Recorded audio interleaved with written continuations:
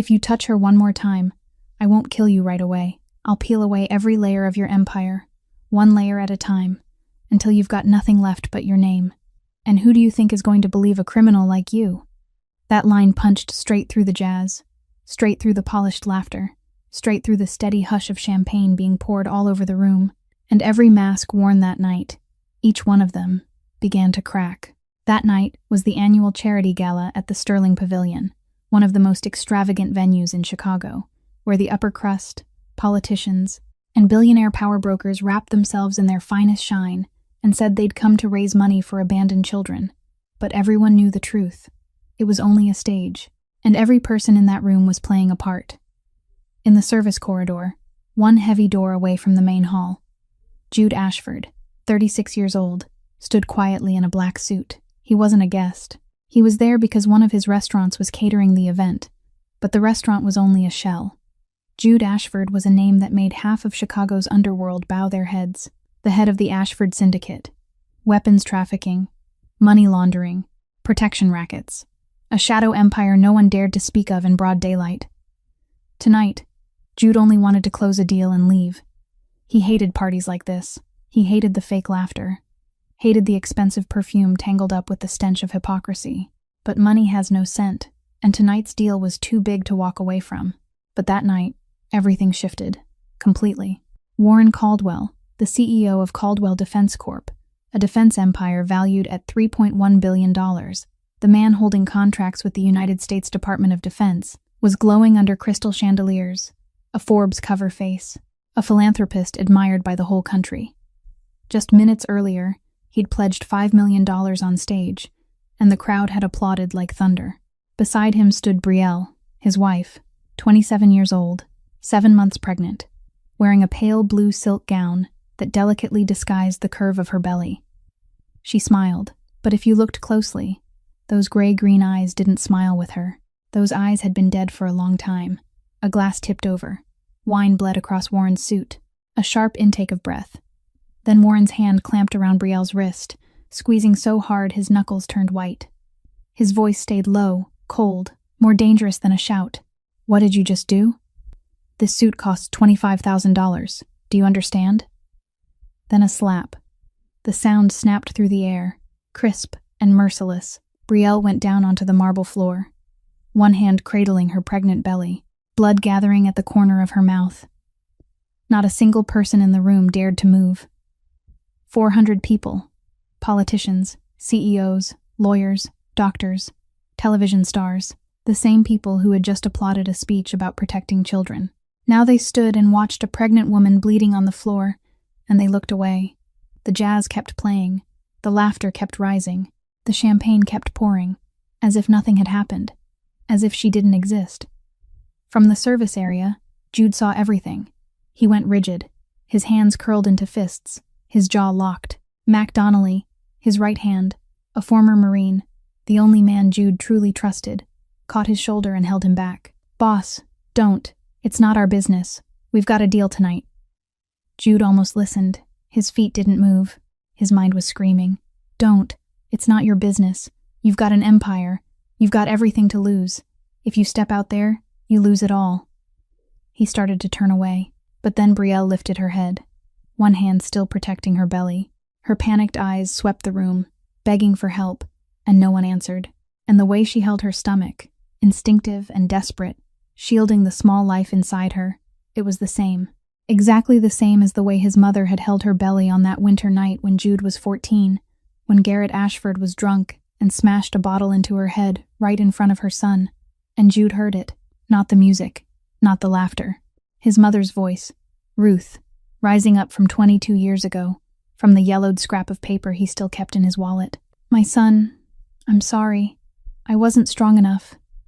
Jude's hand trembled, not from fear, from 22 years of memory crashing down all at once. He shoved Mac's hand away, and he walked into the center of the hall.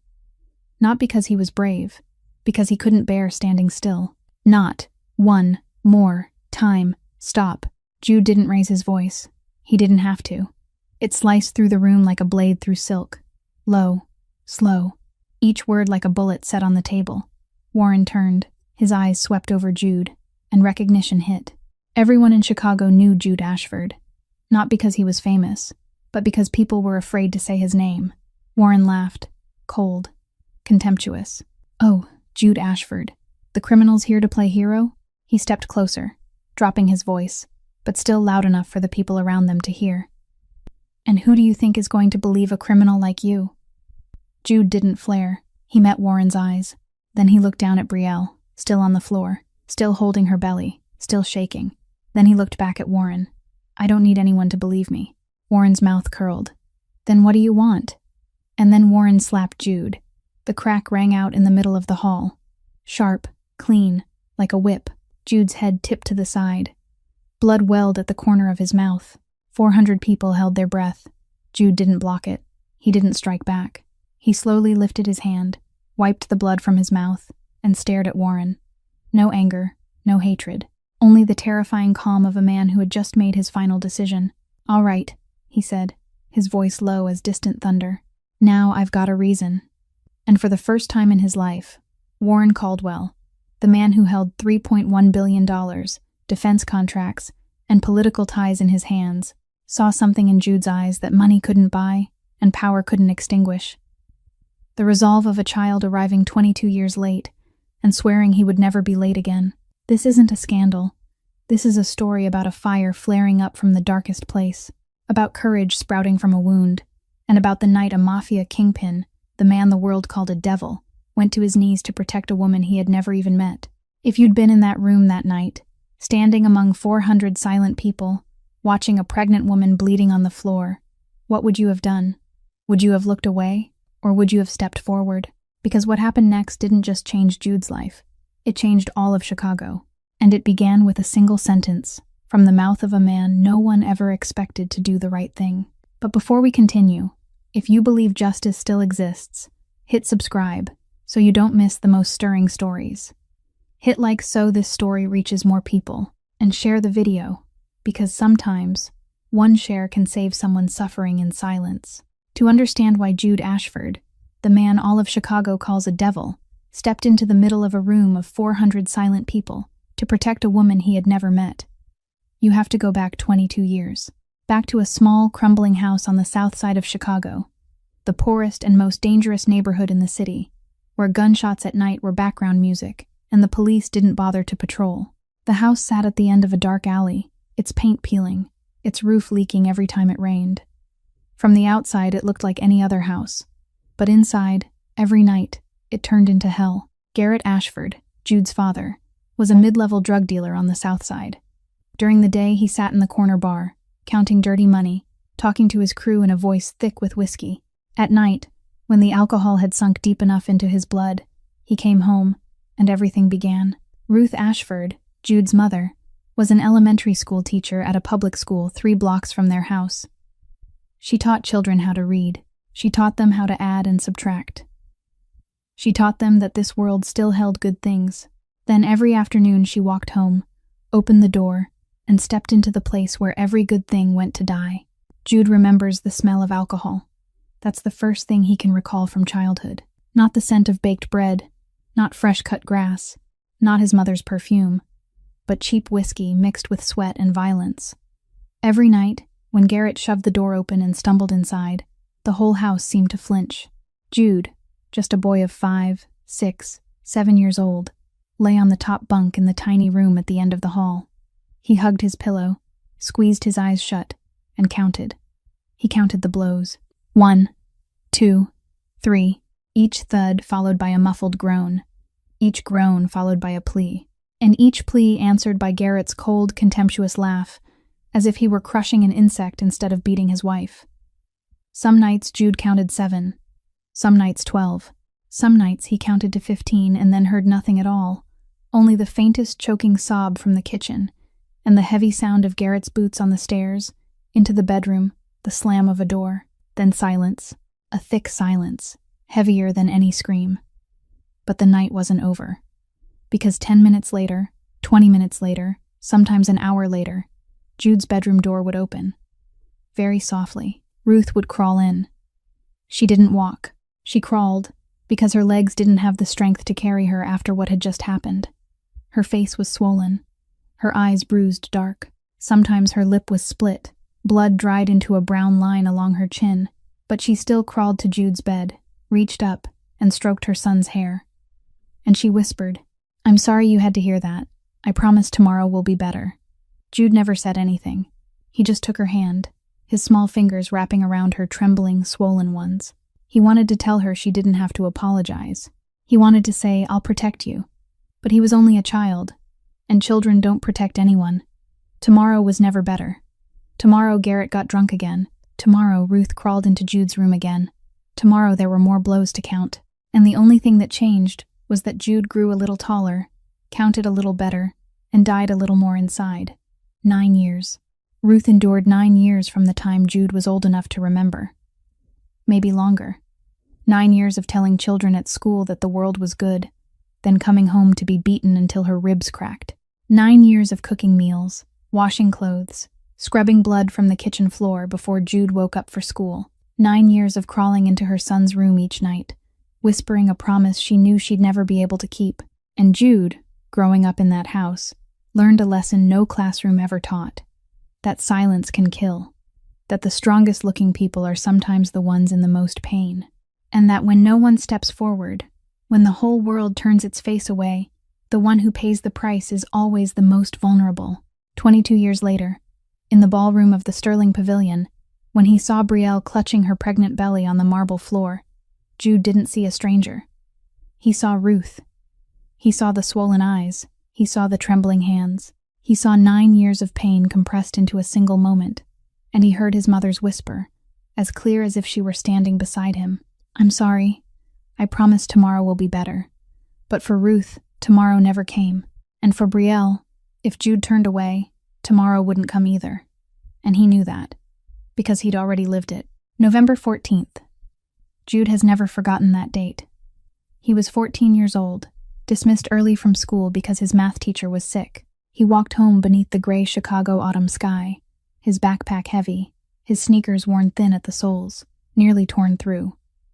When he opened the front door, the house was silent. Not the usual silence that settled between beatings, but a strange silence, the kind that felt as if someone had sucked all the air out of every room. Jude called for his mother. No answer. He called again, louder. Still nothing. He walked down the basement stairs. The old wooden door creaked. The fluorescent light flickered, casting a sickly yellow glow over damp concrete walls. And Jude saw his mother. Ruth was hanging there, a worn scarf wrapped around her neck, knotted to an exposed pipe in the ceiling. Her feet hovered a few inches above the floor. Her eyes were closed. Her face was peaceful, more peaceful than Jude had ever seen it on any night before. And that was the most painful thing of all, that his mother could only find peace when she was no longer breathing. Jude didn't scream. He didn't run. He stood there, 14 years old, backpack still on his shoulders, staring at his mother. His feet wouldn't move. His arms hung at his sides. And something inside him, something that was still soft, still a child, still capable of believing that tomorrow would be better, that thing died. It died with Ruth. On the wooden table beside the washing machine lay a piece of paper, Ruth's handwriting, trembling but careful, as if she'd written and rewritten it many times before choosing the final words. "My son, I'm sorry. I wasn't strong enough." 9 words. Jude picked up the note, folded it, slipped it into his pocket. He didn't cry, not because he was strong, but because the tears had frozen somewhere deep inside him, in a place no one has been able to touch since that day.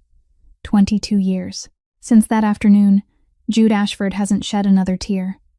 But he has carried that note with him always, in his wallet, beside the only photograph of Ruth he has left. And along with the note, he's carried a fear he's never spoken aloud. The fear that violence runs in his blood. The fear that every time his hand curls into a fist, every time anger rises in his chest, he's becoming Garrett. The fear that the monster didn't die with his father, but is only sleeping, waiting, inside him. 5 years after Ruth's death, Jude was 19. He'd been living on the streets of the South Side since he was 15, joining a gang, learning to use a knife, a gun, his fists, to survive in a world that hadn't given him another option. One night, he returned to the old house for the first time in 4 years. Garrett was still there, more broken down by alcohol, more ragged, but unchanged. And in the living room, a young woman, 18, maybe 19, was curled on the floor, her face swollen, blood at her nose. Garrett stood over her, fist clenched, eyes red with drink. Jude saw that scene, and in a single instant, he didn't see a stranger.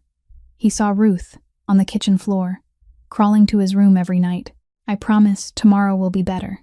Jude drew his gun. One shot. Garrett Ashford fell onto the floor he'd turned into hell for 15 years. Jude stood there, the smell of gunpowder still in the air, looking down at his father's body. He felt nothing. No regret, no relief, no pain. Only emptiness. That was Jude's first kill, and the only one he's never carried any remorse for. After that, Jude built an empire. From 20 to 36, he transformed the Ashford Syndicate from a street crew into an organization controlling half of Chicago's underworld. Weapons trafficking, money laundering, protection rackets. He was cold, strategic, ruthless when necessary, but he had his own code, unbreakable, and anyone who violated it disappeared without a trace. No drugs. Absolutely not. And never, never touch women or children. Now Jude lives in a penthouse in River North, looking down over all of Chicago from the 42nd floor. He doesn't lack money. He has more power than he needs. But every night, when the city goes quiet, he lies in the dark, staring at the ceiling, and hears Ruth whispering. Always the same sentence. Always the same trembling voice. The only person who knows about Ruth, about the basement, about the yellowed note, is Mac Donnelly, 39 years old, a former Marine, nearly 6'3", his face cut sharp, as if carved from stone. So quiet some people think he can't speak. Jude and Mac met in Cook County Jail when Jude was 21, serving 2 years for assault. Mac was in for breaking a police officer's jaw. The first night in their shared cell, neither of them spoke. The second night was the same. On the third night, Mac finally asked, "What are you in for?" "Assault." "Kill him?" "Not yet." Silence. Then Mac said, his voice low and flat like still water but deep beyond measure. "I had a sister. Tara, 26. He paused. "Her husband beat her for 3 years. I was in Afghanistan. I didn't know. When I got back, Tara was dead. Broken ribs, punctured lung, died on the way to the hospital. The husband ran. No one ever found him." Mac didn't cry as he spoke. His voice never changed. But his hands, the same hands that once held a sniper rifle in Helmand, were clenched so tight his knuckles were white. Jude didn't say anything. He simply took the yellowed note from his pocket, unfolded it, and placed it between them. Mac read the 9 words. Then he looked up. The two men stared at each other in the dark cell and understood they carried the same wound. From that moment on, Mac followed Jude. Not for money, not for power, but because Mac believed that in this world, only the wounded truly recognize one another. And Jude was the only man who never told him to forget or to move on. 15 years. Mac carries Tara's photograph in his wallet, the same way Jude carries Ruth's. 2 of the most dangerous men in Chicago, and every night, both of them hear the voices of the women they couldn't save. While Jude Ashford was growing up to the sound of fists and the smell of whiskey on the south side of Chicago, more than 1,000 miles to the southeast, a dark-haired little girl was growing up to the smell of medicine and the rasp of dry coughing in a small house in Savannah, Georgia. Brielle Townsend. Her childhood didn't echo with blows, but it held something else, something slower and quieter, a different kind of killing, loss.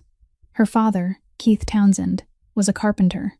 He built tables and chairs, carved bookshelves, even crafted a small wooden swing that hung from the front porch for Brielle to sit on each afternoon. His hands were large and rough, but when he brushed his daughter's hair back from her face, he was as gentle as if he were touching a flower petal. Brielle was 12 when he died. A workplace accident. A beam fell from scaffolding and struck his head. He never came home again, and after that, no one ever sat on the swing on the porch. Her mother, Denise, had already been frail from lupus. After Keith's death, she collapsed inward completely. The disease consumed her body slowly, day by day, month by month, year by year. Red rashes bloomed across her skin. Her joints swelled until she couldn't hold a spoon. Some weeks she couldn't leave her bed at all. Brielle, at 12 years old, became the adult in the house. She cooked. She washed clothes. She measured out her mother's medication. She called the insurance company. She counted every coin in the glass jar on the kitchen counter. She still went to school, but every afternoon she hurried home, went straight to her mother's room, changed the sheets, wiped the sweat from her mother's forehead, and read aloud until Denise fell asleep. At 19, Brielle entered college on a partial scholarship. She wanted to study nursing, to care for her mother better. But midway through her second year, Denise's condition worsened. Brielle dropped out. She worked 3 jobs at once, stocking shelves at a grocery store in the morning, waiting tables at noon, cleaning hotel rooms at night. Every dollar she earned went to medication, hospital bills, electricity, water. She was 23 when Denise lay in a hospital bed for the last time. Her mother had grown so thin, her collarbones pressed sharply against the thin hospital gown. Her hand clutched Brielle's, weak fingers like dry twigs. Denise looked at her daughter with eyes that had nearly turned transparent and said, her voice so hoarse Brielle had to lean close to hear, "Promise me you'll find happiness." Brielle promised. Denise closed her eyes, and Brielle became an orphan at 23. No father, no mother, no siblings, no one. She sold the house in Savannah. The money was just enough to finish paying Denise's hospital debt and buy a bus ticket.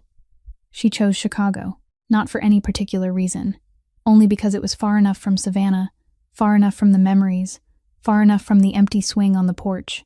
In Chicago, Brielle found a job as a receptionist at Caldwell Defense Corp., a massive defense corporation housed in a 60-story glass tower in the heart of downtown. And that was where she met Warren Caldwell. Warren was 41, the CEO, a Forbes cover face, a perfect smile, suits tailored to fit like a second skin, and eyes that looked at Brielle as if he'd found exactly what he'd been searching for. Young, beautiful, fragile, alone, perfect. Warren courted her with everything Brielle had never had. Flowers on the reception desk every morning, dinners at restaurants where the menus didn't list prices, a dress she'd once admired through a shop window but hadn't dared step inside to try on, delivered the next day in a box outside her rented apartment, and promises. Sweet, soothing, precisely what a lonely and exhausted orphan longed to hear. "I'll take care of everything. You won't have to be alone anymore." They married after 6 months. Her mother was gone. Her father was gone. No one told Brielle to wait longer, to be careful, to look closer. She stepped into marriage as if stepping through a door she believed led to the happiness her mother had wanted for her, but that door led into a cage. On their honeymoon in Santorini, Warren checked her phone for the first time. "Who are you texting?" In the second month, he decided what she would wear. "Take that dress off. I don't like it." In the third month, he forbade her from contacting old friends in Savannah. "You don't need them. You've got me." In the fourth month came the first slap. Brielle asked to visit her mother's grave. Warren refused. She pleaded, and the hand that had once stroked her hair at night suddenly swung, sharp and precise. She fell onto the kitchen floor of a $12 million mansion, her cheek burning, eyes wide open. Warren dropped to his knees, held her, cried, "I'm sorry. I love you so much I'm afraid of losing you. I promise I won't ever do that again." Brielle forgave him. She thought it was an accident, but in the 5th month it happened again. By the 6th month there were no more apologies. Only, "It's your fault. You make me do this." Then the violence escalated. A kick to her stomach when dinner was late. Fingers tightening around her throat when she cried. Hair yanked as he dragged her down the stairs when she asked to call a doctor. Locked in the bedroom for 2 days without being allowed out. And when Brielle discovered she was pregnant, she thought perhaps the baby would change everything. But Warren grew worse. A kick to her belly at 5 months because the rice was cold. His hand squeezing her throat until her eyes rolled back, then releasing her and walking away as if nothing had happened. And every night, as she lay curled on the bed, he would lean down, his voice low, cold, stripped of feeling. "You belong to me. The baby belongs to me. If you ever try to leave, I'll kill you. Then I'll kill it." And Brielle, the girl from Savannah who had promised her mother she would find happiness, lay inside the golden cage she had once believed was a home and began to understand that the promise was killing her, one day at a time. That night Warren came home later than usual. The scent of alcohol and unfamiliar perfume clung to his collar. Brielle didn't ask any questions. She'd learned that asking meant getting hit, and silence meant getting hit too. But at least silence hurt a little less. She stood in the kitchen reheating dinner, stirring the pot of soup, eyes lowered. Warren walked in, looked at the pot, looked at her, then without a word kicked her into the wall. Brielle's back slammed against the tile, the breath knocked from her lungs. She slid to the floor, both arms wrapping around her pregnant belly, curling over it to shield the baby. Warren stood above her, staring down as if she were an object. "I told you to cook beef, not soup." Then he stepped over her, went upstairs, and shut the bedroom door. Brielle lay on the kitchen floor, her back burned with pain so sharp she didn't dare move. The baby shifted gently inside her, as if asking whether its mother was all right. Slowly, she crawled to the downstairs bathroom, closed the door, leaned back against the bathtub, and looked into the mirror. The woman in the reflection looked back at her. Thin, eyes swollen, lips split, a dark bruise stretched along her throat from the strangling the week before. Dark brown hair tangled and dull, and gray-green eyes that had once shone, once laughed, once known hope, now hollow like two dry wells. Brielle didn't recognize herself. She stared at that woman and thought, "This isn't me. This isn't the girl from Savannah. Not the girl who sat on the porch swing each afternoon. Not the girl who made a promise to her mother." And when she thought of her mother, she heard Denise's voice. Not the weak voice from the hospital bed, but the voice from years earlier, when she'd still had strength to sit on the porch, stroke Brielle's hair, and speak in the warmest tone Brielle had ever known. "Promise me you'll find happiness." Brielle lay on the cold bathroom floor, arms wrapped around her belly, and for the first time in 14 months of captivity, she didn't cry. She wiped the blood from the corner of her mouth. She stood, looked into the mirror again, and spoke to herself, her voice so low only she and the child inside her could hear it. Enough. That night, after Warren fell asleep, Brielle began. She remembered every time Warren opened the home security system, standing at the computer in his study, typing in the password. Behind him, the large window reflected each finger clearly as it touched the keys. Brielle had seen it. Many times. She hadn't meant to memorize it, but the brain of a woman surviving on instinct had etched every character into memory. She waited until Warren was deep asleep. 3 a.m, she walked down to the study barefoot, each step so light it barely touched the floor. She entered the password. The security system opened. She copied the footage onto a cheap USB drive she'd hidden in advance. One she'd bought with loose change she'd tucked beneath the mattress, purchased from the corner store during the single time Warren allowed her to accompany the driver to run errands. Next, she retrieved her old phone, the outdated phone she'd brought from Savannah, the one Warren believed she'd thrown away long ago. But Brielle had hidden it inside a tampon box under the bathroom cabinet. Warren never checked there. Each night after he fell asleep, Brielle turned the phone on and photographed the injuries on her body, the bruise on her throat, the swelling on her face, the dark marks across her pregnant belly. With trembling fingers, she typed the date onto the cracked screen. Then she powered it off, hid it again, and returned to bed before Warren stirred. 8 months. Brielle gathered evidence for 8 months. Each night another file. Each week another clip of footage. Each month the USB grew heavier, hidden inside Denise's old jewelry box. The only thing Brielle had brought from Savannah, the only thing Warren never touched because in his eyes it was cheap and worthless. Every night, before closing the lid of that jewelry box, Brielle whispered, "Not yet, but soon." And the gala night at the Sterling Pavilion was that moment. Brielle knew there would be cameras, knew there would be hundreds of phones, knew there would be witnesses. She only needed one public incident to crack Warren's flawless shell. She spilled the wine on purpose. It wasn't an accident. It was the final step in the 8-month plan of a woman the world believed had already broken. At the same time, 30 minutes from the Caldwell mansion, Jude Ashford sat in a black Escalade outside the gates of the Sterling Pavilion. Mac sat in the driver's seat, silent as always.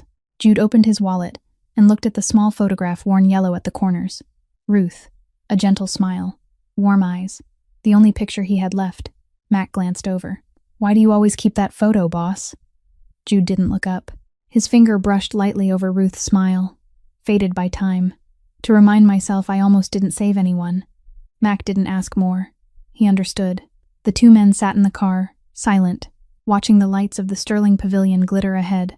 Inside that building, 400 people would laugh, raise their glasses, and perform kindness. And a woman 7 months pregnant would spill her final glass of wine. 2 people who had never met. A woman hiding a USB drive in her purse. A A man hiding his mother's photograph in his wallet, both carrying old wounds, both stepping into the same night, the night everything would change. The next morning, Chicago woke up in a storm. Not a storm of rain, not a storm of snow, a storm of video. Dozens of clips recorded on the phones of gala guests flooded every social media platform. Each angle was different, but the content was the same. Warren Caldwell slapping his wife, Brielle falling to the floor, 400 people standing still, and one man stepping out of the shadows. The hashtag #WhoIsJudeAshford was trending nationwide before 8 in the morning. By 9, it had spread to Canada, the United Kingdom, Australia. Major news outlets ran headlines all at once. Mystery man confronts billionaire CEO at charity gala. Who is Jude Ashford? Shocking video. CEO strikes pregnant wife in front of 400 guests. The media split almost immediately. Half called Jude an unexpected hero, the only man willing to step forward when the entire room looked away. The other half began digging, and when they discovered who Jude Ashford was, the story turned 180 degrees. Chicago crime boss plays hero. Jude Ashford, Mafia kingpin or knight in shining armor, weapons trafficker saves pregnant woman, PR stunt or truth. Online comments exploded. Supporters of Jude clashed with defenders of Warren. Those who believed Brielle argued with those who called her an actress. The country divided into two camps, and while they argued, Warren Caldwell didn't waste a single second. At 7 in the morning, before the first video reached 1 million views, Warren was already seated in a conference room with one of the most powerful crisis management teams in the country. By 9, an official press statement was released. Last night at the Sterling Pavilion, an unfortunate misunderstanding occurred. My wife, Brielle, became dizzy due to her pregnancy and fell. I attempted to catch her, but in the panic, my actions were misinterpreted. We are deeply saddened that Mr. Jude Ashford, an individual with a serious criminal history, exploited the situation to unlawfully interfere in a private family matter. By 10, Warren's legal team sent threat letters to every platform hosting the videos, demanding immediate removal for violation of privacy and personal defamation. Some smaller platforms complied. The clips began disappearing. But Warren didn't stop there. At 11, food safety inspectors made surprise visits to 2 of Jude's restaurants in downtown Chicago. No warning, no explanation. Just immediate closure pending inspection. By noon, the primary bank account of Ashford Hospitality Group was temporarily frozen. The stated reason: suspected irregular transactions under review. At 2 in the afternoon, a lengthy article appeared in Chicago's largest newspaper detailing Jude Ashford's criminal record, from his assault conviction at 21 to unproven allegations about the Ashford syndicate. The article carried no byline.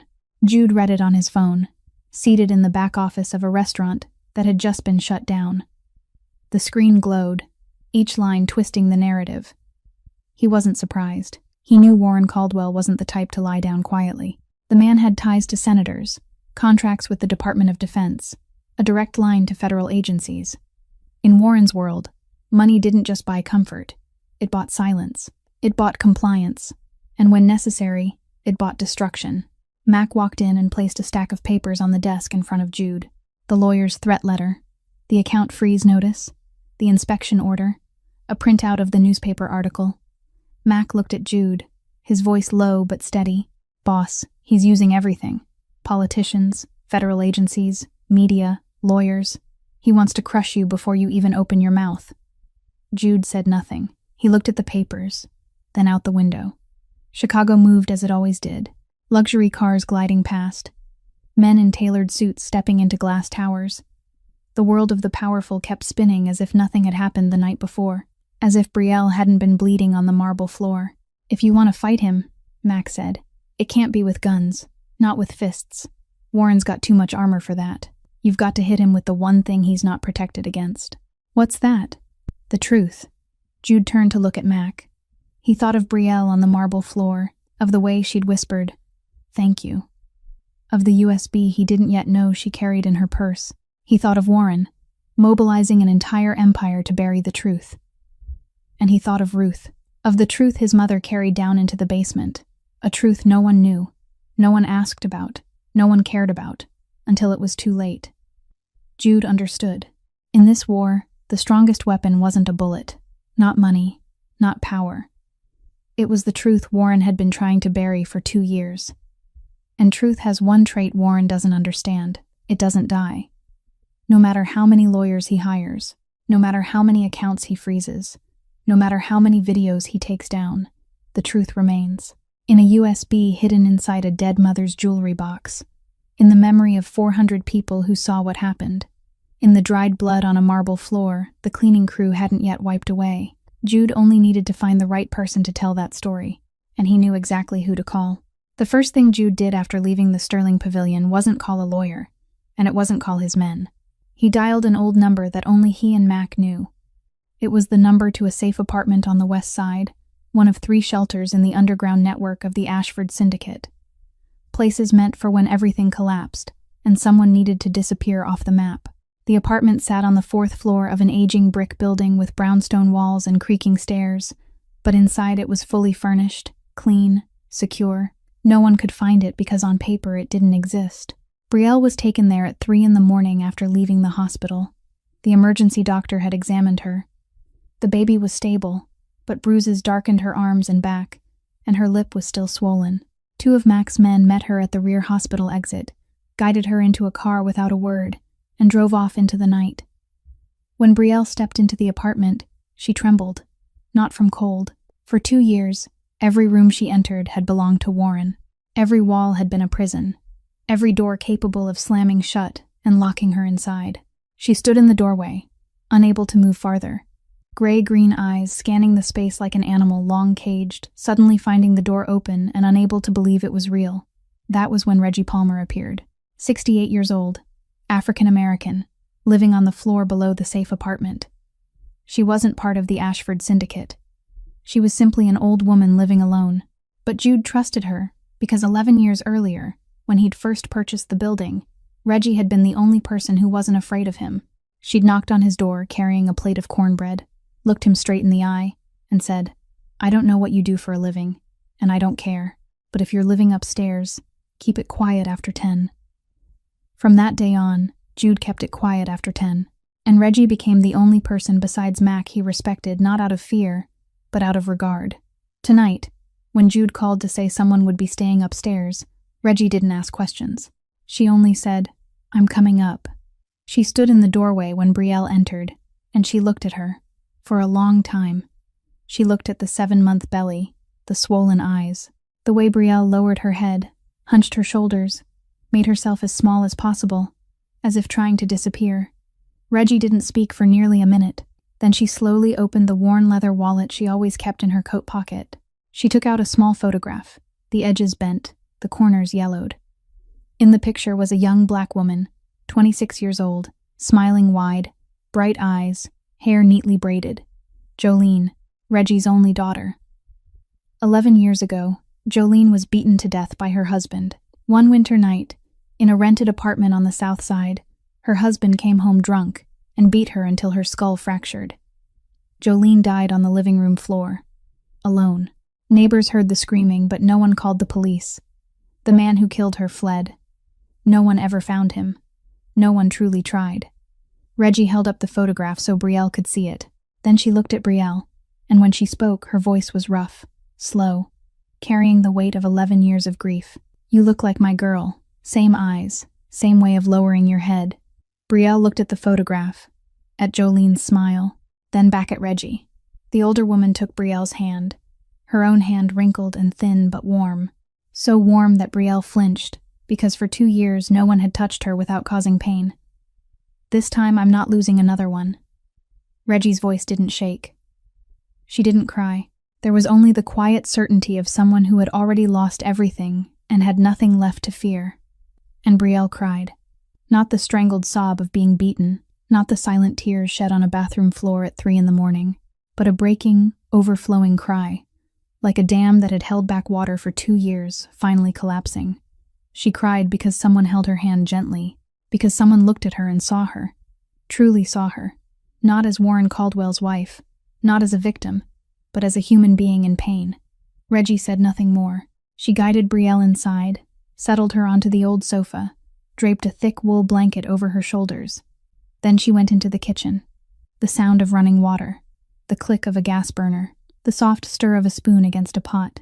15 minutes later, Reggie placed a bowl of hot porridge in front of Brielle. Simple. Rice with a little salt and scallions. Not a meal from a $12 million mansion, but it was the first bowl of food anyone had cooked for Brielle without fear attached to it. Reggie sat beside her and stroked her hair gently, slowly, just as she had once stroked Jolene's hair 11 years before. Eat. You've got to be strong. Not for anyone else. For that baby inside you. Brielle picked up the spoon. Her hand was still trembling, but she took one bite, then another, then another. She finished the bowl. For the first time in months, she ate an entire meal without choking, without fear, without glancing over her shoulder to see if Warren was standing behind her. And when the bowl was empty, Brielle set the spoon down and looked at Reggie. Tears still streaked her cheeks. But in those gray-green eyes, for the first time, there was something other than fear. Fragile, small, but real. Hope. The following afternoon, Jude went to the safe apartment. He went alone. He didn't bring Mac. He didn't bring anyone. Because he understood something most men don't. That for a woman who's been beaten by a man for 2 years, the presence of any man is a threat. Even if that man stepped forward to protect her, even if that man was slapped because of her, it doesn't matter. In her mind, in her body, in every nerve trained by violence, man equals danger. Jude knew that because he'd seen it in Ruth. His mother was afraid of every man, even her own father, even neighbors, even male teachers at school. Garrett's violence had seeped into her bones, turning every male hand into a potential fist. So when Jude knocked on the apartment door, he knocked softly. When Reggie opened it, he asked whether Brielle was ready to see him before stepping inside. And when she nodded, he entered but didn't cross fully into the living room. He stood there, back against the doorframe, hands in his pockets, keeping more than 3 yards between himself and Brielle, far enough that she wouldn't feel cornered, close enough that she could hear him clearly. Brielle sat on the sofa, the wool blanket still around her shoulders, one hand resting on her belly. She looked at Jude with eyes still shadowed by bruises, but different from the gala night. No panic now, only the weary vigilance of someone long accustomed to fear. Jude spoke. He told her what was happening outside. Warren had struck back, hired crisis managers, claimed she'd been dizzy and fallen, sent lawyers with threats, frozen Jude's accounts, sent inspectors to his restaurants, pulled videos from the internet. Warren was using every dollar, every connection, every ounce of influence to bury the truth. And without Brielle's voice, if she didn't speak, Warren would win. The videos would vanish, the media would move on, and the gala night would become an unfortunate misunderstanding. No one mentioned again. Jude finished speaking and fell silent. He didn't push, didn't demand. He just stood there and waited. Brielle was quiet for a long time. She looked down at her belly, where the baby shifted gently. She thought about Warren, about the nightly threats, about the hand that squeezed her throat until she blacked out, about 2 years inside a gilded cage. Then she glanced at the worn handbag resting beside the sofa, the bag she'd brought from the hospital. The bag no one had searched, because who searches the purse of a pregnant woman who's just been beaten? Brielle leaned down, opened it, and pulled out a small USB drive, small enough to disappear in her palm. She looked at Jude, her voice soft but steady. 8 months, home security footage, audio recordings, photos of the injuries. It's all here. Jude looked at the USB, then at Brielle. And for the first time, he didn't see a victim. He didn't see the woman trembling on the marble floor. He didn't see Ruth. He saw a warrior. This woman, trapped, beaten, controlled for 2 years, had quietly learned how to access her husband's security system, hidden a phone inside a tampon box, photographed her bruises at 3 a.m. while her abuser slept beside her, and stored everything on a USB hidden in her mother's jewelry box. 8 months, alone, in the dark, no one helping. "You're stronger than you think," Jude said. And he meant it. Not as comfort, not as diplomacy, but as fact. Brielle met his gaze, gray-green eyes steady against his dark ones. "I know," she said, and this time her voice didn't tremble. "I just needed someone to believe it." Jude nodded. He took out his phone and dialed. On the other end, a cautious female voice answered. Sloane Kavanaugh, 31, an independent investigative journalist who'd once worked for the Chicago Tribune before being fired over an exposé on police corruption. Since then, she'd freelanced, spending her own money chasing stories no newsroom dared publish. "I've got a story," Jude said. There was a pause. "I know who you are, Ashford. Why should I trust a mafia boss?" "Because my mother was that woman once," Jude replied, his voice low and slow, each word heavy. And no one stepped forward. Silence stretched 3 seconds. 4. 5. Then Sloane spoke. "I need her to tell it herself, not you speaking for her.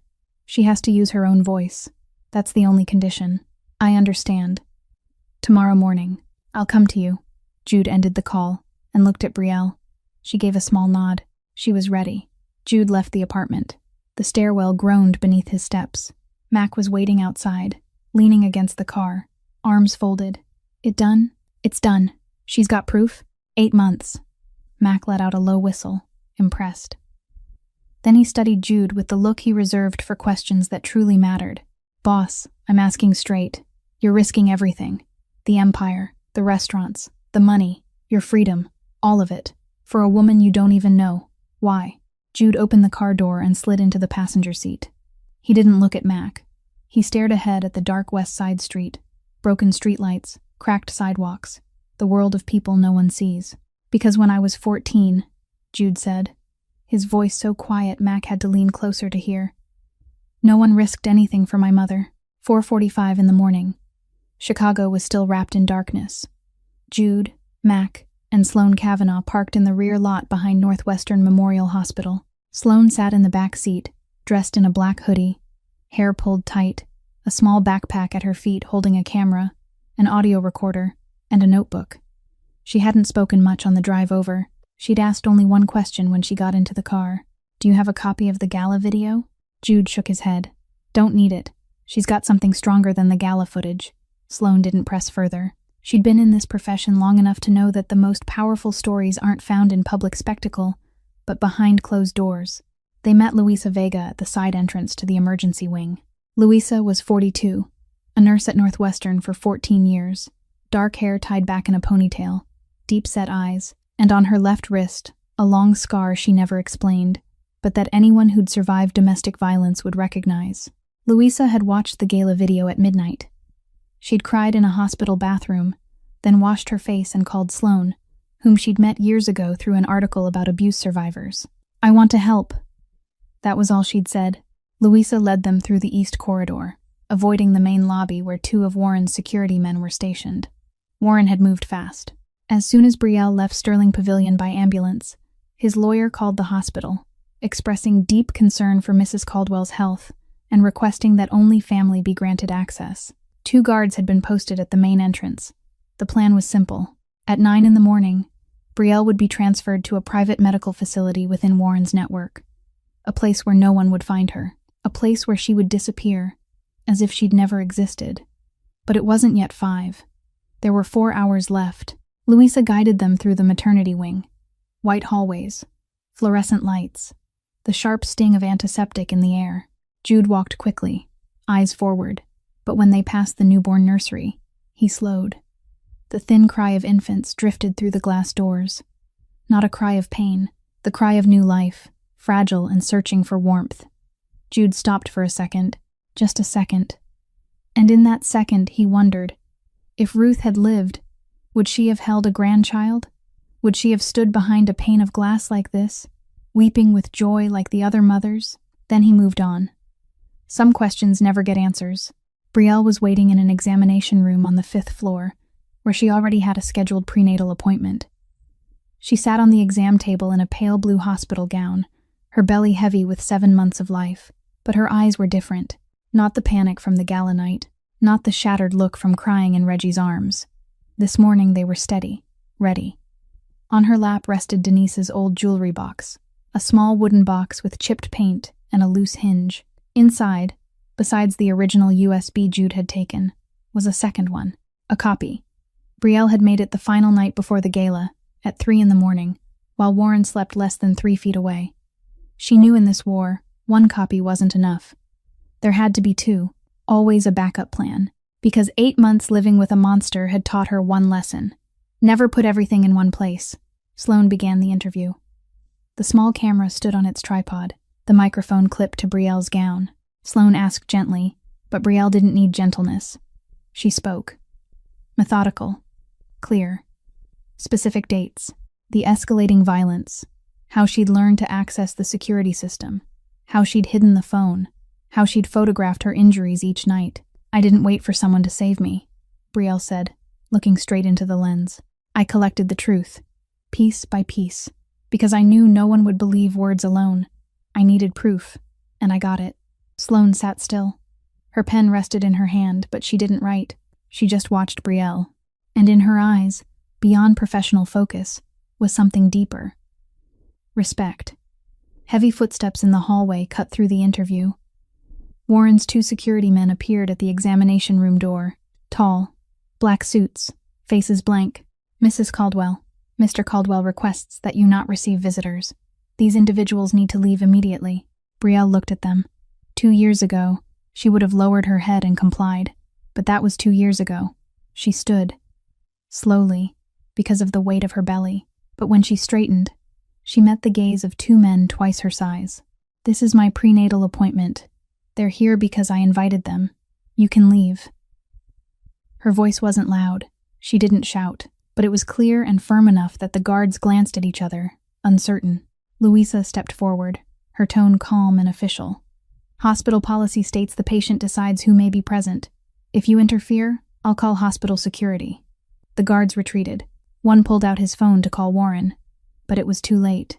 Sloane had what she needed. Brielle had spoken. The truth had left the room. As they prepared to go, Brielle reached for Jude's hand, lightly, just for a second. Why are you doing all this? You don't even know me. Jude looked down at her hand resting on his, small, thin, a faint bruise still shadowing her wrist. Then he met her eyes. Because someone should have done this for my mother, 22 years ago, and no one did. Brielle didn't ask anything more. She understood. On the drive back, the car moved through streets slowly filling with morning light. Mac drove. Jude sat in the passenger seat. Sloane held the camera in the back. Silence lingered. Then Mac asked, eyes fixed on the road, "You scared?" Jude didn't answer right away. He watched the first rays of sunrise strike the glass towers downtown, turning them gold. Beautiful. Cold. Just like Chicago. Yeah, Jude said, but I'm more afraid of staying silent.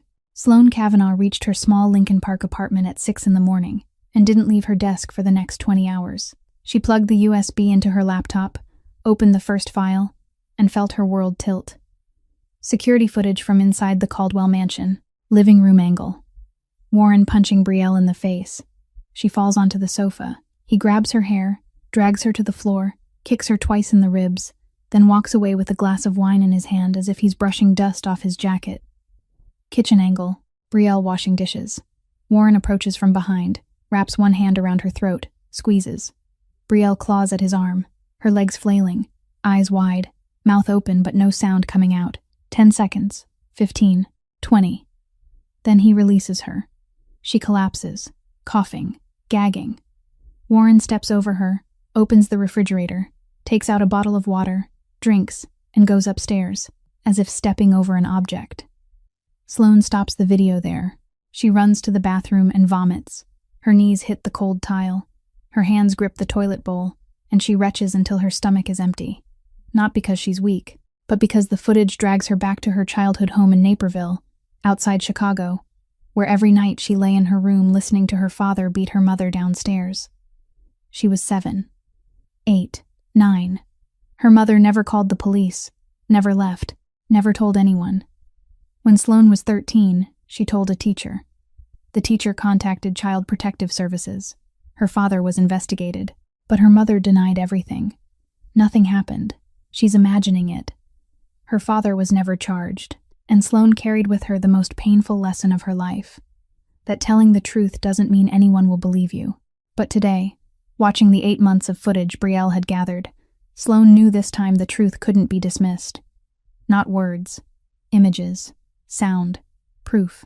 She washed her face, returned to her desk, and began building the video. She opened with Warren Caldwell on the cover of Forbes. The perfect smile. The headline, "The Next Generation of Defense Leadership." Photos of him donating to orphaned children, shaking hands with senators, holding Brielle at charity events, both smiling like the happiest couple in America. Then cut. Gala night footage. Brielle hitting the marble floor. 400 people looking away. Jude stepping forward. Warren slapping Jude. Cut again. The home footage. Each punch. Each strangling. Each bruise. Each threat. Warren's voice cold in the recordings. If you leave, I'll kill you. Then I'll kill the baby. Then the interview. Brielle facing the camera, swelling still visible around her eyes, but her voice steady. I didn't wait for someone to save me. I only needed someone to open a door. I prepared the key a long time ago. At the end, Sloan added Jude's voice. No face, just his voice, low and deliberate, recorded over the phone at 2 a.m. when she'd asked what he wanted to say to the world. Jude had been silent for nearly 10 seconds before answering. I'm not a good man. I've done things I don't ask forgiveness for. But I won't let another woman have to say she's sorry. Not one more time. Sloan uploaded the video to YouTube, Vimeo, and her personal platform. She sent the link to CNN, NBC, ABC, BBC, The Washington Post. Her email was brief. This is a story that needs to be told. Not because it's sensational, because it's true. Then she hit send, and waited. 1 hour later, 80,000 views. 6 hours later, 2 million. 12 hours later, 6 million. 24 hours later, 11 million.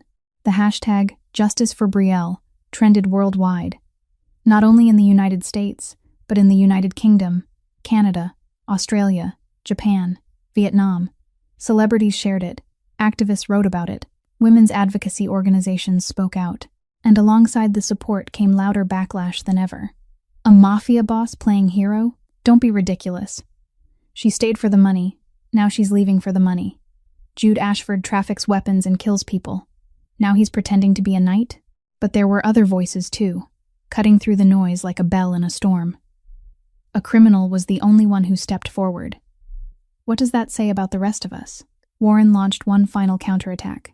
He released Jude's entire criminal record to the press. Assault conviction. Allegations of weapons trafficking. Federal surveillance. 3 disappearances tied to the Ashford syndicate. He wanted the world to see a monster, not a protector. But he was too late. 11 million people had already watched. 11 million had heard Brielle speak. 11 million had seen Warren wrap his hand around his wife's throat in the kitchen and step over her like garbage. No lawyer can erase 11 million memories.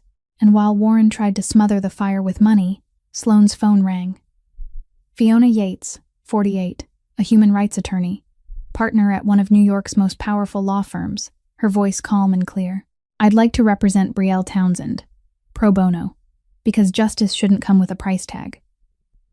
Sloan passed the call to Brielle, and for the first time, this wasn't Jude standing alone against an empire. The truth now had 11 million witnesses, and a lawyer. 3 months passed. 3 months inside a storm. Lawyers on both sides filed motions back and forth. The media dug into every hidden corner.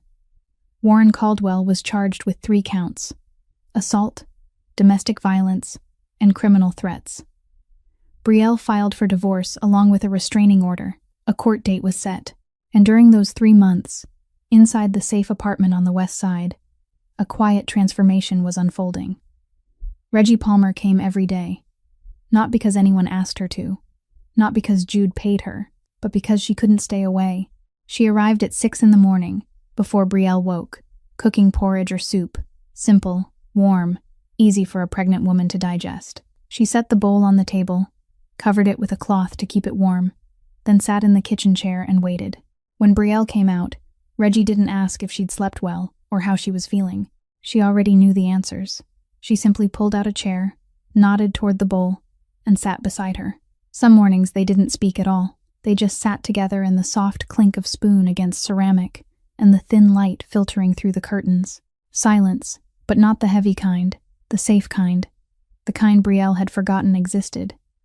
Gradually, Reggie began to talk. About Jolene, not about her death, about her life. Jolene loved to sing. She didn't sing well, but she sang all the time, while cooking, while cleaning, even in the shower. Jolene grew lavender in small pots on her balcony. She called Reggie every Sunday to ask for the cornbread recipe, though she'd asked 100 times and never remembered it. Jolene wanted a baby. She once told her mother, When I have a child, you've got to teach me how to sing a lullaby. I don't know how. But Jolene never had that child. She died at 26, on her living room floor, alone. Reggie told these stories in an even voice, without tears, eyes fixed on the window. Brielle listened, one hand resting on her belly, tears slipping quietly down her cheeks, not only because she mourned Jolene, though she did, but because she understood she had almost become Jolene, that without the gala night, without Jude, without the USB, she might have been the one lying on the marble floor of a $12 million mansion, unseen. One afternoon, Reggie taught Brielle a lullaby. Reggie sat in the chair. Brielle lay on the sofa, nearly 9 months pregnant, and Reggie sang, her voice rough and slow, the old lullaby she used to sing when Jolene was small. Brielle listened, then tried to follow, her own voice unsteady and off-key, but she sang. Reggie smiled, the first real smile Brielle had seen on her face. Jolene never got to sing to her baby, but yours will. Brielle squeezed Reggie's hand and nodded. From that night on, every evening before sleep, Brielle placed her hand over her belly and sang Reggie's lullaby to her child. Soft, imperfect, but it was the first song her baby heard, and it wasn't accompanied by fists. 3 months in, the safe apartment changed Brielle, not in a sudden, cinematic way, but slowly, day by day. The first day she couldn't look at herself in the mirror. The second week she glanced and turned away. By the 6th week she looked long enough to see the bruises fading. In the 2nd month she looked and didn't cry. In the 3rd month, one morning, Brielle stood before the bathroom mirror, hair freshly washed, face bare, belly heavy, and she looked. She looked for a long time, and for the first time in 2 years, she recognized herself. Not Warren Caldwell's wife, not a victim, but Brielle Townsend, the girl from Savannah, Denise's daughter, a woman who had survived. The night before the trial, across the city in the River North penthouse, Jude sat on the balcony. Chicago glittered below, millions of lights scattered like fallen stars. Mac stepped outside, carrying no drink, no cigarette, only a photograph. He sat beside Jude and placed it on the small table between them. Tara, 26 in the picture, brown hair, bright eyes, a wide smile, the kind of smile worn by someone who doesn't know she'll be dead in 2 years. Mac looked at the photo, then at Jude. "Tomorrow, when you stand in that courtroom, don't think about yourself," Mac said, his voice low and deliberate, each word chosen with the precision he once used, selecting a sniper's position in Helmand. "Think about women like her, like Brielle, like my sister." Jude picked up the photograph, studied Tara's smile. 26 years old, like Brielle, like Jolene, like millions of women the world never notices until it's too late. "I think about all of them," Jude said quietly, more to himself than to Mac. "Every night." Mac nodded, not surprised, not pitying, just understanding. "I know. That's why I'm still here." The 2 men sat on the 42nd floor balcony, Chicago wind cutting cold around them, Tara's photograph resting between them. Below, the city continued to spin, to shine, to remain indifferent. But on that balcony, in the dark, 2 men the world called criminals were preparing to walk into a courtroom to do what the so-called good men had never dared to do. Neither of them spoke again. They didn't need to. There are nights when silence says more than any oath ever could. Cook County Courthouse, 9 in the morning. Hundreds had lined up since 6 to secure a seat inside the courtroom. Reporters from every major outlet crowded the hallways, cameras trained on every face that passed through the doors. Outside the courthouse, 2 opposing groups stood on either side of the sidewalk. On the left, hundreds held signs that read "Believe Survivors," "Justice for Brielle, we see you." On the right, a smaller cluster, mostly former employees and business associates of Warren, held signs that read "Innocent until proven guilty" and "Don't trust criminals." The numbers said everything. Hundreds stood with Brielle. A few dozen stood with Warren. At 9:15, Brielle entered the courtroom. She wore a simple navy dress, hair neatly pulled back, no makeup. Her belly was 9.5 months full, heavy, each step slow and deliberate, but her back was straight, her eyes faced forward. She didn't lower her head. She didn't shrink. She wasn't the Brielle of 3 months ago. At her side stood Fiona Yates, 48, silver hair cut sharp and clean, thin-framed glasses, eyes as precise as surgical steel. Fiona wasn't one of New York's most formidable attorneys because she spoke often.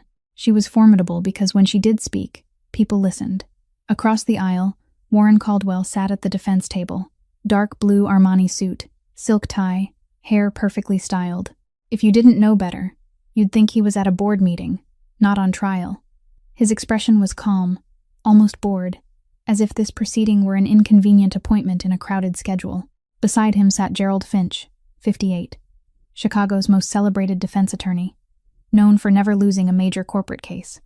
Finch didn't dress like a businessman. He dressed like a professor.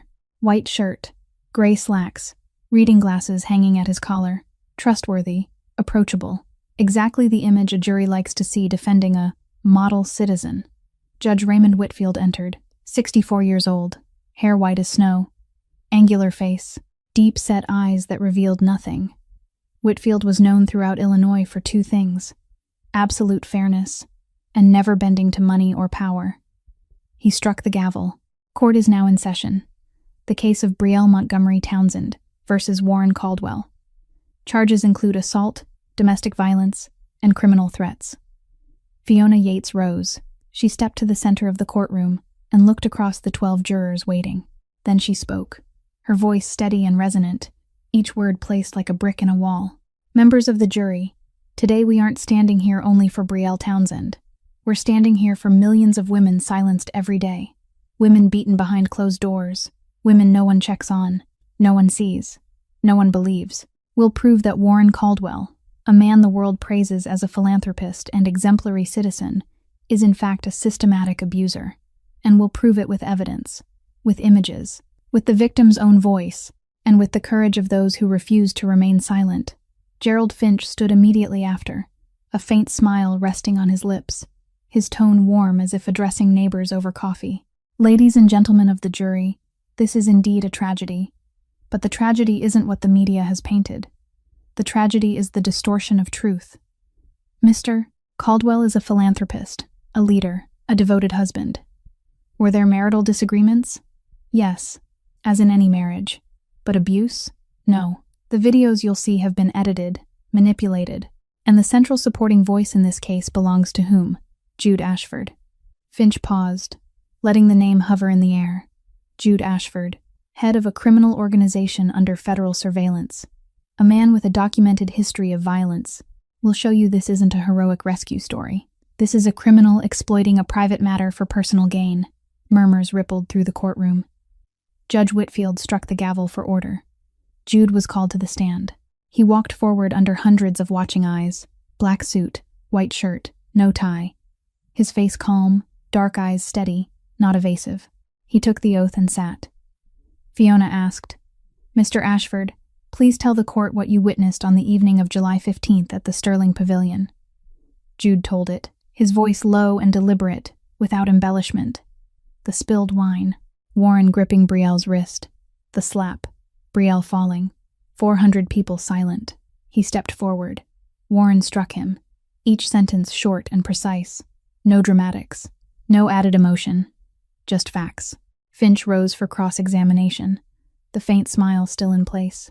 "Mr. Ashford, a simple question. Why did you step in? You didn't know Mrs. Townsend. You had no obligation.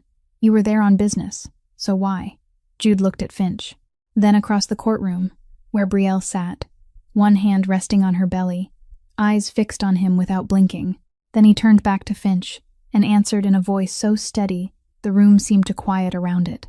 "Because no one else did." Finch waited for the exact moment Jude finished saying, "Because no one else did," before playing his final card.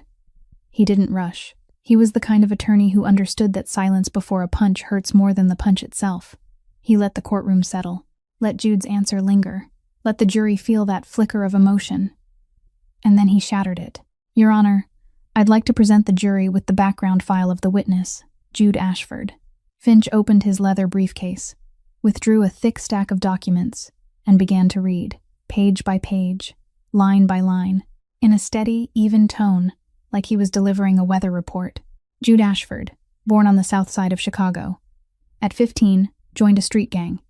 At 17, first arrested for illegal weapons possession. At 21, sentenced to 2 years for aggravated assault. He paused, glancing toward the jury. A few had shifted in their seats. Upon release, Mr. Ashford established the restaurant chain Ashford Hospitality Group. Appears legitimate. However, according to FBI records, Finch lifted another packet stamped with federal insignia. Jude Ashford is the head of an organization known as the Ashford Syndicate. Weapons trafficking, money laundering, racketeering. The FBI has monitored this organization for over 5 years. The courtroom fell silent. Not the respectful kind, the evaluative kind. Finch continued. During the course of that federal monitoring, 3 individuals who had prior conflicts with Mr. Ashford disappeared. 3 people. Vanished. No trace. Never found. He set the papers down, removed his glasses, and faced the jury with the expression of a man offering the only truth in the room. Ladies and gentlemen, I ask you a simple question. Is the testimony of a man with a documented history of violence, a man leading a criminal enterprise, a man connected to 3 unresolved disappearances, truly reliable? Silence. Heavy and shifting. Jude remained composed on the stand, but he saw it. The woman in seat number 3, who had wiped tears during the gala footage, now looked at him differently. No longer empathy. Doubt. The man in seat number 7, who had nodded during Jude's testimony, now folded his arms and looked down. The balance was tipping. Finch sensed it. He stepped closer to the witness stand, lowering his voice, each word crafted to plant the deepest possible suspicion. Mr. Ashford, you claim you stepped forward because no one else did. Stirring sentiment. But allow me to suggest another explanation. He turned to the jury. This isn't a hero rescuing a victim. This is a crime boss spotting opportunity. An opportunity to manipulate a vulnerable, pregnant woman in order to damage a business rival. Mr. Caldwell and Mr. Ashford operate in the same city. Overlapping interests. And suddenly Mr. Ashford is a hero? I don't believe in coincidences. Fiona rose. Objection. Speculation. Judge Whitfield nodded. Sustained. Mr. Finch, confine yourself to the evidence. But Finch had accomplished what he intended. The seed of doubt had been planted. In the jury's eyes, Jude was no longer simply the man who stepped forward. He could be something else. A strategist. A manipulator. And for the first time since the trial began, Warren Caldwell smiled. A small smile. Subtle. Just the corner of his mouth lifting slightly. But Brielle saw it. She recognized it instantly. It was the same smile Warren wore before every blow. The smile when he knew he was winning. The smile when he gripped her wrist before tightening his hold. The smile when he said, "You made me do this," and raised his hand. She had seen that smile hundreds of times in 2 years, and every time, she had shrunk, lowered her head, waited. But today, in that Cook County courtroom, seeing that smile again, Brielle didn't shrink. Her hand curled into a fist on her thigh. Her knuckles turned white, her jaw tightened. Inside her, the baby shifted hard, as if whispering, "Don't be afraid." 3 months earlier, Brielle had relearned how to look into a mirror, relearned how to finish a bowl of porridge, relearned how to sing a lullaby, relearned how to say no, and now, seeing Warren's smile, seeing the jury waver, seeing Jude on the stand recast as suspect, she understood. If she did nothing, Warren would win. Again, as he always had. He won with money, with lawyers, with influence, with fear, and everything she had endured. 8 months gathering evidence, the gala night, the USB, 3 months in the safe apartment, Reggie's lullaby, would mean nothing. She looked at Fiona. Fiona was preparing to counter, flipping pages, making quick notes. But Brielle didn't need someone to speak for her. Not now. She placed her hand on Fiona's arm. Light, but firm. Fiona turned, questioning eyes meeting hers, and Brielle said, her voice quiet, calm, but clearer than any words she had spoken in 2 years, "Let me speak." Fiona looked at Brielle for 1 second. Then she nodded. She turned to Judge Whitfield. "Your Honor, the plaintiff would like to testify." Whitfield studied Brielle, his sharp gaze resting on her face for a long moment before he inclined his head. "Granted." Brielle rose. Slowly, her 9.5-month belly pulled her center of gravity forward, heavy and insistent. She placed one hand on the table to steady herself. Fiona reached instinctively to help, but Brielle gave a small shake of her head. She stood on her own. She walked on her own. Step by step down the aisle, beneath hundreds of watching eyes, She made her way to the witness stand. Jude had already stepped down. As she passed him, their eyes met for a single second.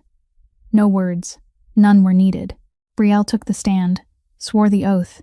Then she faced the jury. When she spoke, her voice didn't tremble. It didn't break. It didn't beg. Attorney Finch just suggested that Jude Ashford's testimony isn't credible because he's a criminal. Maybe he's right. I don't know everything about Jude Ashford's life, but I do know one thing. She paused, meeting each juror's gaze. That night, in a room full of 400 good people, 400 educated, powerful, respected people, not one person stepped forward. Each word fell like a stone into still water. Politicians looked away. CEOs stared into their glasses. Lawyers, doctors, television personalities. They all stood there while I bled on the floor and no one opened their mouth. Only one person stepped forward. That criminal. She turned to Warren, looked directly into his eyes, and she told the truth. When I was 5 months pregnant, I cooked dinner. The rice was cold because I had to use the bathroom. Warren came home, touched the pot, and kicked me in the stomach. Kicked the place where my child was lying. I fell onto the kitchen floor, holding my belly, begging him to stop. He looked down at me and said, "Next time, cook on time." The courtroom was silent. In the 6th month, I asked to call a doctor because I was bleeding. Warren grabbed my throat from behind. I clawed at his hand, kicked at the air, tried to breathe and couldn't. My vision went dark. Then he let go. I fell, gagging, coughing. He stepped over me, like I was something left in his way, and went upstairs to sleep. A woman on the jury covered her mouth. Every night he told me, "If you leave, I'll kill you. Then I'll kill the baby." And I believed him. Her voice lowered, but it didn't weaken. It deepened. I believed him. Every day, every night, every hour. I lived in a fear you can't imagine. The fear that at any moment, for any reason, cold rice, a wrong look, a single tear, he would kill me and my child. Then she turned to Finch, met his eyes. "You question whether a criminal's testimony is reliable. Let me ask you something. For 8 months, I watched my husband enter the security camera password, reflected in the window glass, and memorized it. I hid an old phone inside a tampon box because it was the only place he would never look. I photographed my bruises at 3 a.m. while he slept less than 3 feet away. I stored everything on a USB drive hidden inside my late mother's jewelry box. 8 months.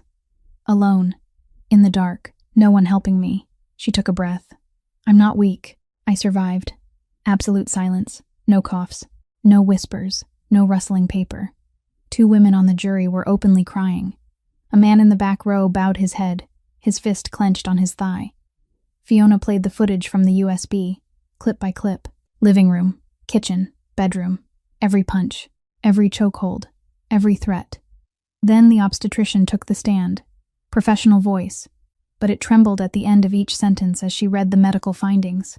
Fractured ribs, healed, and fractured again. Repeated evidence of strangulation, and one detail that stole the air from the room. The fetus had lost a heartbeat for 4 seconds due to abdominal trauma. 4 seconds. Brielle's baby had died for 4 seconds and come back. Warren didn't look at anyone. His eyes were fixed on the table. The smile was gone. 5 days of testimony, witnesses, evidence, cross-examinations. Finally, the jury retired. 2 hours. Only 2 hours. When they returned, the foreperson stood, voice clear. On the charge of assault, guilty. On the charge of domestic violence, guilty. On the charge of criminal threat, guilty. Judge Whitfield delivered the sentence. Warren Caldwell. The court sentences you to 10 years in federal prison. No early parole. Permanent no-contact order with Brielle Townsend and the child. 75% of marital assets awarded to Miss Townsend. 10% to be allocated to a domestic violence victims fund. Warren shot to his feet, face flushed dark red. "This is injustice. I will appeal." Whitfield's gavel struck. His voice didn't waver. "You have that right. But today, justice has been served." The marshals moved in and cuffed Warren. He turned back for one last look at Brielle. Not rage, not contempt, just emptiness. Outside the courthouse, amid reporters and a crowd of supporters, Brielle walked straight to Jude. He stood on the steps, Mac beside him, expression steady as always. Brielle stopped in front of him. Then she wrapped her arms around him. Thin arms around the back of a man whose name she hadn't known 3 months ago. "Thank you for giving me a door." Jude stood still for a second. 2 seconds. He wasn't used to being held. No one had held him in 22 years. Then his arms slowly rose and circled her back. Awkward, stiff, but real. A few steps away, Mac pulled out his phone and opened Tara's photo. He looked at his sister's smile and whispered, just loud enough for himself to hear, "I wasn't too late this time, Tara." 2 weeks after the trial, Jude's phone vibrated at 4:17 in the morning. Mac. Jude answered without fully opening his eyes, his voice rough with sleep. "What?" Mac was silent for a second. Then he spoke, and his voice was different. Not the steady, level tone Jude had known for 15 years. It trembled. "A girl. She had her. Mother and baby are healthy." Jude sat up. "And boss?" Mac paused, swallowing. She named her Ruth. Jude didn't speak. He lowered the phone onto the bed, stood up, bare feet against the cold wood floor of the River North penthouse. He walked out onto the balcony, 42 floors above the city, the early Chicago wind cutting sharp against his skin. The city stretched beneath him. Millions of lights flickering in the darkness that hadn't yet lifted. The same view he'd seen 1,000 times, and yet not the same.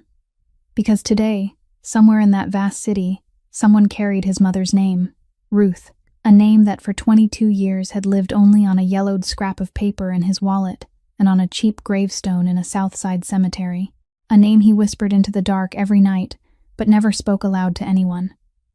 Now it belonged to a child. A new life. A beginning. Jude rested his hands on the railing, drew in a long breath, and he cried. Not sobbing, not breaking, just tears sliding down the face of a 36-year-old man, silent and steady, like an underground river that had run for 22 years beneath stone and finally found an opening.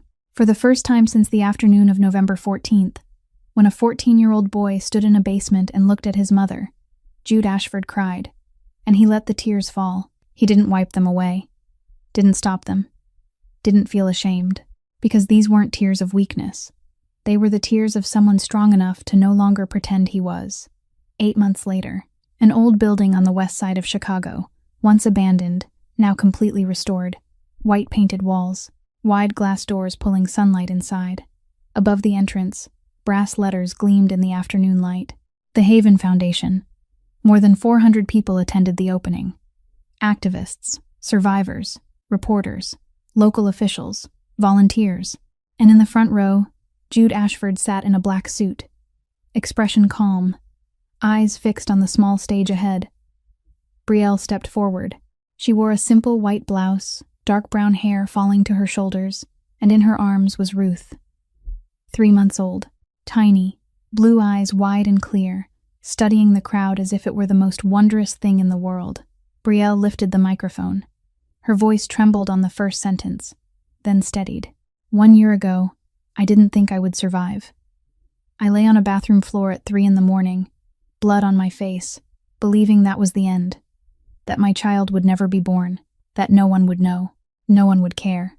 She paused, looked down at Ruth, who sucked on her own finger, unaware of the storm her mother had crossed.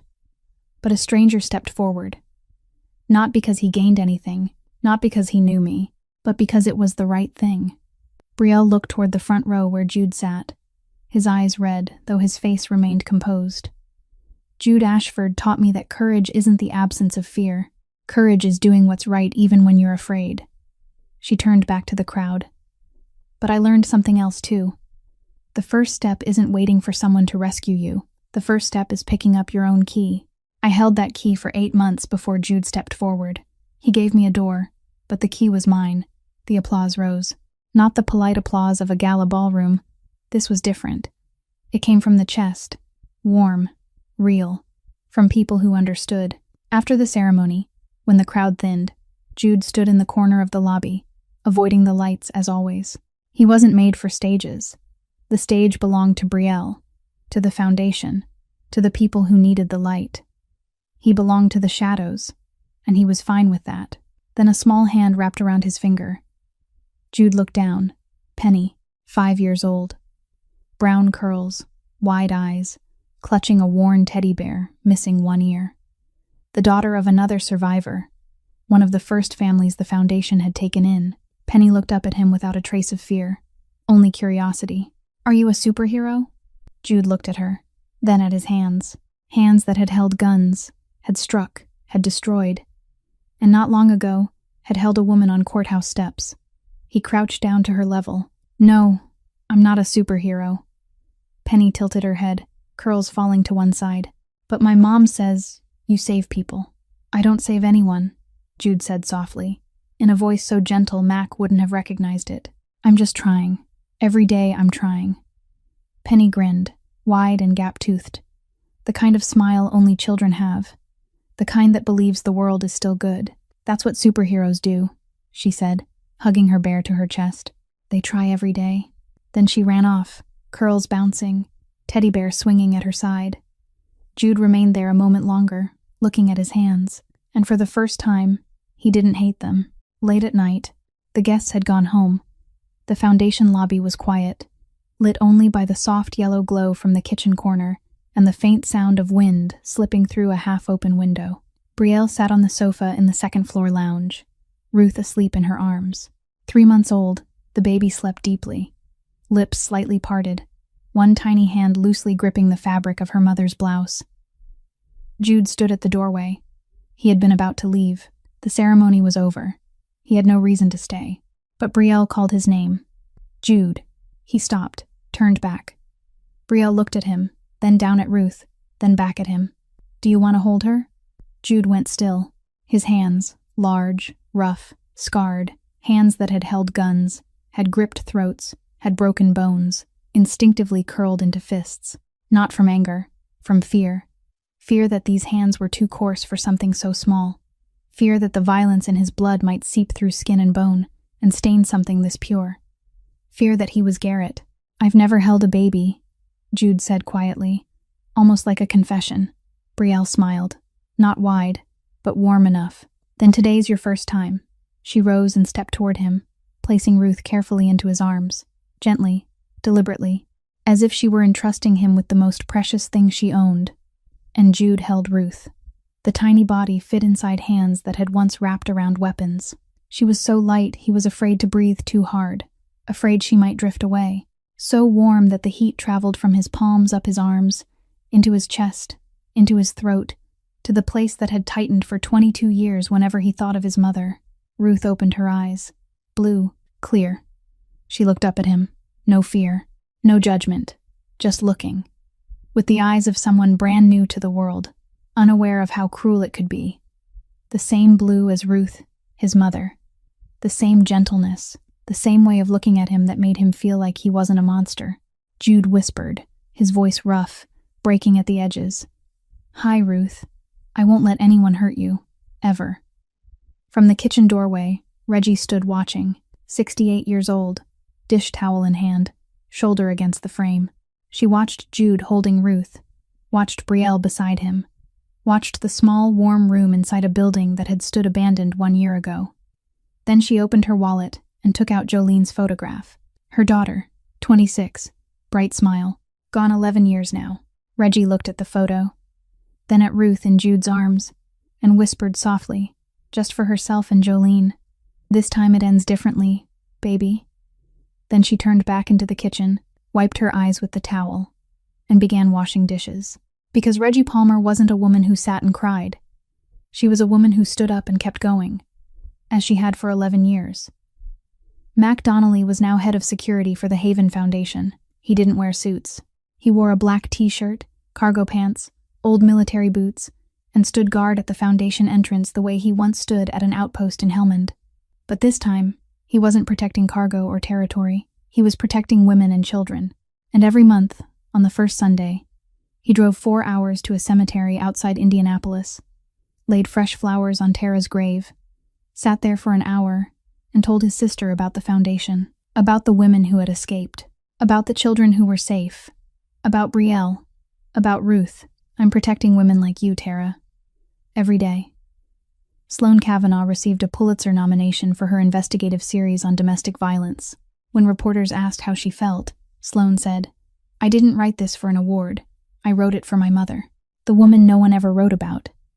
Late night. Jude had returned to the penthouse. Ruth was back in Brielle's arms. The foundation lights were off. Chicago lay quiet beneath the 42nd floor. His phone vibrated. Mac. "Boss, the shipment next week. You still want to proceed?" Jude sat at his desk. In front of him lay the yellowed note. His mother's handwriting almost faded away. "My son, I'm sorry. I wasn't strong enough." Beside it lay a new photograph. Baby Ruth asleep in her crib at the foundation. Eyes closed, lips slightly parted, peaceful. Jude looked at the note, looked at the photo, back and forth, as if weighing two worlds in his hands. "Postpone it," he said. Mac was quiet for a second. "Postpone how long, boss?" Silence stretched. 5 seconds. 10. The Chicago wind moved across the balcony. Cold, but Jude didn't shiver. "I don't know yet." Mac didn't press. The line went still, then disconnected. Jude set the phone down, took a pen from the drawer, and beneath the photo of baby Ruth, he wrote, in large, steady letters, the handwriting of a man whose hands no longer shook, "Mom, I'm strong enough now." Then he placed the yellowed note beside the photograph, the last words of a lost mother, and the sleeping smile of the child who carried her name, side by side, where they belonged. I almost looked away. That night, standing in the service corridor of Sterling Pavilion, watching a pregnant woman bleeding on the marble floor, I wanted to turn my back. My head told me don't. My legs didn't want to move. I had an empire, money, deals in motion. I had everything to lose and nothing to gain. But then I saw the way she wrapped her arms around her stomach, and I saw my mother, and I stepped forward. Not because I'm brave, but because I was exhausted from 22 years of silence. Still, I'm not the hero of this story. The real hero is Brielle, the woman the world thought had collapsed, when in truth she had been fighting quietly for 8 months, hacking security cameras at 3 a.m, hiding a phone where no man would ever think to look, photographing bruises while her abuser slept less than 3 feet away. She didn't wait to be rescued. She picked up her own key. I only gave her a door. This story also belongs to Mac, the man who felt he'd arrived 15 years too late for his own sister. Tara died on a kitchen floor, while Mac was half a world away. But that night at Sterling Pavilion, when he saw Brielle on the ground, he wasn't late again. He stepped forward, not out of loyalty, but because this time he chose to arrive in time. This story belongs to Reggie, a mother who lost her only daughter, Jolene, to domestic violence. For 11 years she carried her child's photograph in her wallet and spoke to her every night. Yet when she met Brielle, she didn't close her heart. She opened it wider. She cooked porridge, smoothed hair, taught lullabies, and said the sentence Brielle needed more than anything else: "This time I won't lose another one." To lose a child and still choose to love again, that's a courage not everyone possesses. This story belongs to Sloane, a girl who once told the truth about her father beating her mother and was called imaginative. She didn't quit. She used her own wound to change the world, and now 11 million people have heard the story no one listened to in her childhood. And this story belongs to you. To every person listening. To the moments when you see something wrong and hesitate. To the times you want to speak but feel afraid. Afraid of losing your job, afraid of judgment, afraid of standing alone. I understand that fear. I lived with it for 22 years. But here's what I've learned. One person can change everything. One person stepping forward can cause 10 others to follow. One voice can break the silence of an entire room. I'm not a good man. Maybe I never will be. But that night, I did one right thing. And that right thing changed everything. In its first year, the Haven Foundation has supported more than 15,000 women. Legal counseling, trauma therapy, job training, temporary housing, and most importantly, a place where they know they aren't alone. Warren Caldwell is serving 10 years in federal prison. No early parole, no privilege, just 4 walls and a truth he can't bury anymore. Brielle Townsend is president of the Haven Foundation and an international speaker on women's rights. She travels the world with Ruth in her arms, telling her story to thousands. And every time she tells it, she doesn't say, "I was saved." She says, I survived. Sloane Kavanaugh won the Pulitzer Prize for her investigative series on domestic violence. In her acceptance speech, she dedicated it to her mother, the woman no one ever wrote about. Mac Donnelly is head of security at the foundation, still quiet, still in combat boots, and every month, on the first Sunday, he still drives 4 hours to Tara's grave, lays down flowers, and tells his sister that this time he wasn't too late. Reggie Palmer, 69, is a permanent volunteer and Ruth's unofficial grandmother. Every morning she cooks porridge for Brielle and sings Ruth to sleep with the lullaby she once sang to Jolene. And me, Jude Ashford. I still live in Chicago, still in the shadows. I didn't become a good man overnight. Life isn't that simple. But every night, when I drive back to my penthouse, I pass the foundation, and I look inside. I see the warm yellow light behind the glass. I see the women inside who are safe. I see Reggie wiping down tables in the kitchen, and I know that for the first time in my life, I've done something my mother would be proud of. If you or someone you know is experiencing domestic violence, please don't stay silent. Call a support hotline. You aren't alone, and you deserve to be safe. Today's story leaves us with a profound lesson. Courage isn't the absence of fear. Courage is doing what's right while your hands are shaking. No one has the right to use fists instead of words, violence instead of love. Silence in the face of injustice isn't safety, it's complicity. And one person, just one, if brave enough to step forward, can change a life. Maybe even a world. How did this story make you feel? Did it touch your heart? Was there a moment that made you reflect on your own life? On the times you wanted to speak but didn't? On the people around you who might need a hand?